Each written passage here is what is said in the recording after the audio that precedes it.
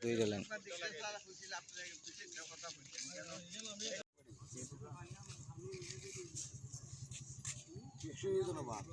জীবন টেকসই দিল না যতটা হাম মরা একবার হাম হয়ে যাবো ওই পুরা দুই ভাঙ্গা দেয় ওই পুরা দুই ভাঙ্গা দেয় তাহলে এই জায়গা টিসকি হবে প্রতিটা শহর আছে এবারে প্রতিটা শহর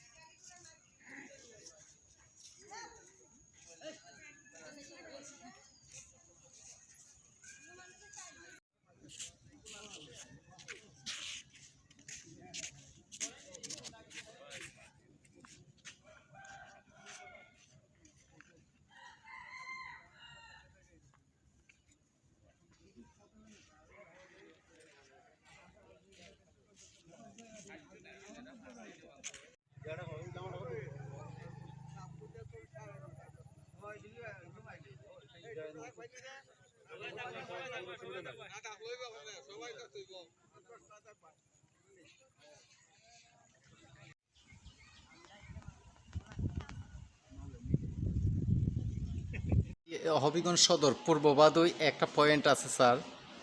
ব্রিজের দক্ষিণ পাশে এটা খুবই ভয়ানক স্যার অর্ধেক বাঁধ নদীর গর্ভে বিলীন হয়ে যাচ্ছে বাকি বাঁধটা যে কোনো মুহূর্তে চলে যেতে পারে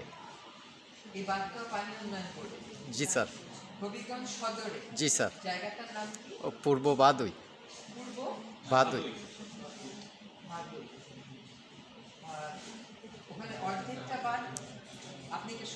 হ্যাঁ আমি শুনেছি এখানে আমাদের কাজ চলমান আছে হঠাৎ করে যেহেতু পানিটা চলে আসছে এখন আপাতত কাজ একটু স্টপ আছে যেহেতু পানির স্রোতটা বেশি এখানে আমরা যদি জিরো বেড ডাম্পিং করি তাহলে জিরো বেডের জায়গা মতো পড়বে না তো আমাদের কাজ চলমান আছে পানিটা একটু কমলে আবার আমরা কাজটা আমি কোন জায়গাটা দেখতে যাব আমরা মশাজান মিরপুর রোডে স্যার মশাজান ব্রিজের এখানে আমরা দেখবো স্যার দুই পাশে দুই দিকে আমাদের এখানে নদীটাও দেখা যাবে বারটাও দেখা যাবে মশাজান স্যার মশাজান আচ্ছা তো অর্ধেক বার মানে এখন যদি পানি নামছে না একটু কমছে স্যার কমে যায় তাহলে যেন দ্রুত মেরামত পরিস্থিতিটা পয়েন্ট নদীটা ডাইরেক্ট কিন্তু এখানে আইয়া পয়েন্ট নদীর ফারে পড়তেছে যদি কোনো সময় বাঙ্গা ছুটে তো পুরা বাড়িঘর যেগুলো আছে হাজার হাজার বাড়িঘর সবগুলোই গাং হয়ে যাইব এটা গাং অলরেডি চেঞ্জ হয়ে যাব এই অবস্থায় অনেক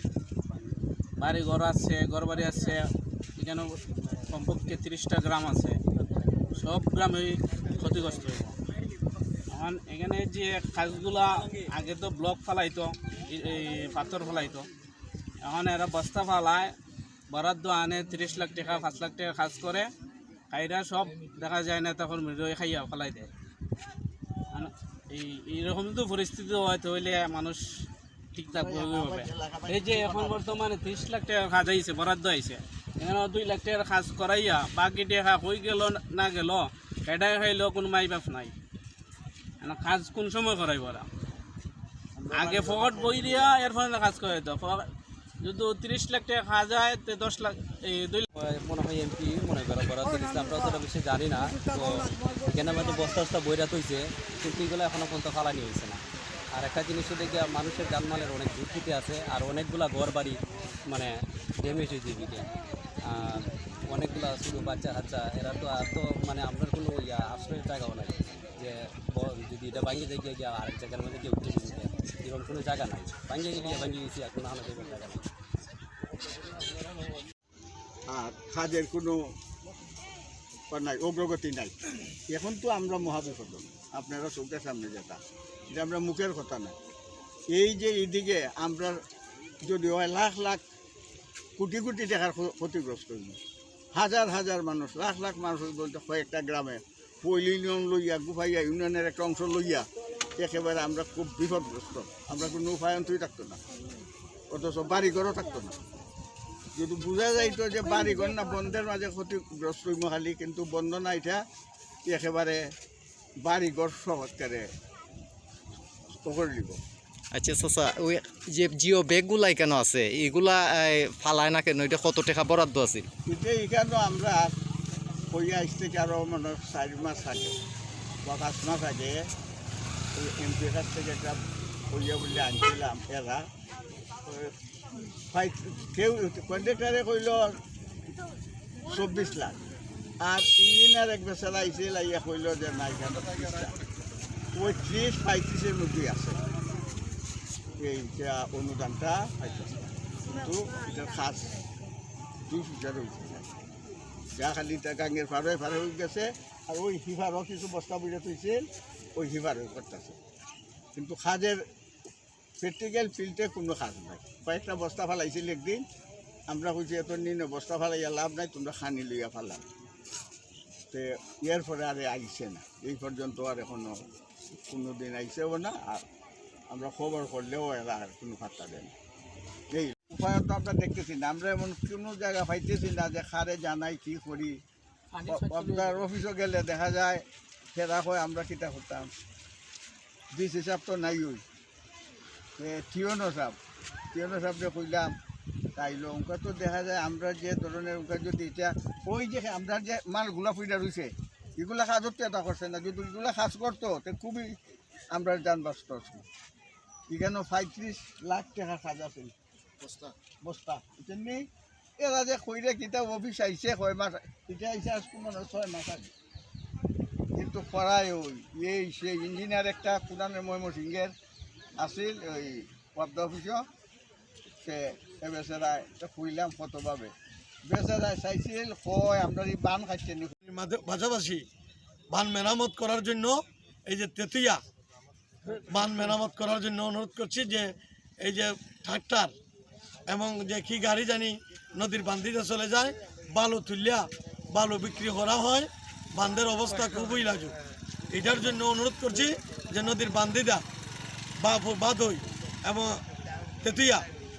ট্রাক্টর জন্য চলে না। এটার জন্য আমি কালকে পশ্চিম বাদই মুরব্বিয়ান যুবকরা নিয়ে বসিয়া আমরা সিদ্ধান্ত দিছি, যেহেতু বান রক্ষা করতে হবে, বান সুরক্ষা করতে হবে, এটা আমার সকলের দায়িত্ব। আজকে যেভাবে মুরব্বিয়ান আসছেন, যেভাবে কথা বলতেছেন বান্ধের জন্য, আমরা যেন এভাবে সোচ্চার থাকি। আমি বিজয় টিভিকে ধন্যবাদ। আমারও বাড়ি ওই পাশে প্রায় 1 কিলোমিটার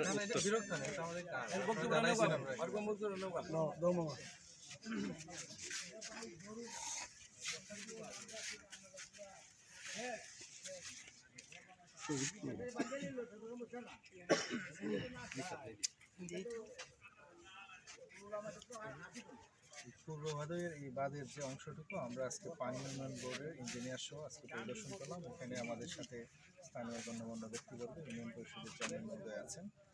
এই বাঁধটা আসলে খুবই ঝুঁকিপূর্ণ অবস্থায় আছে। বিগত দিনে যে বন্যা হয়ে গেল, সেই বন্যার সময় এত ঝুঁকিপূর্ণ ছিল, স্থানীয় জনগণের সহযোগিতায় এই বাঁধটাকে সংরক্ষণ করা গেছে। তো বর্তমানে পানি উন্নয়ন বোর্ড এটাকে ইমার্জেন্সি হিসেবে ঘোষণা করেছে এবং ইমার্জেন্সি ফান্ডের মাধ্যমে তারা আশা করি কাজটা দ্রুত করবে। এবং এই ঝুঁকিপূর্ণ বাঁধ থেকে আমি সবাইকে আশ্বস্ত করতে চাই, পানি উন্নয়ন বোর্ড দ্রুত এই উন্নয়ন কাজটা করে দেবে।